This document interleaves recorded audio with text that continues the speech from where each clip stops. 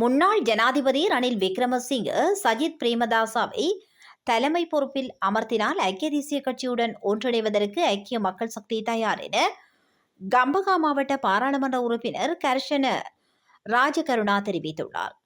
கொழும்பில் இடம்பெற்ற ஊடகவியலாளர் சந்திப்பில் கலந்து கொண்டு உரையாற்றிய போதே அவர் இதனை தெரிவித்தார். அவர் மேலும் தெரிவிக்கையில், ரணில் விக்ரமசிங்க தற்போது நாட்டில் இல்லை. அவர் நாடு திரும்பியதும் பேச்சுவார்த்தை நடாத்த எதிர்பார்க்கின்றோம். மேலும் அனைத்து வலதுசாரி அரசியல்வாதிகளையும் ஐக்கிய மக்கள் சக்தியுடன் இணையுமாறு அழைப்பு விடுத்தார். ரணில் விக்ரமசிங்க உட்பட அனைத்து வலதுசாரி அரசியல் குழுக்களும் ஒன்று சேர வேண்டும் என்று நாங்கள் நினைக்கின்றோம்.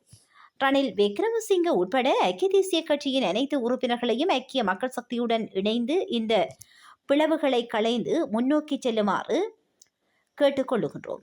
ஐக்கிய மக்கள் சக்தி ஐக்கிய தேசிய கட்சியுடன் இணைந்து முன்னோக்கி செல்ல வேண்டும் என்ற நிலைப்பாட்டில் நாங்கள் இருக்கின்றோம் என அவர் மேலும் தெரிவித்தார்.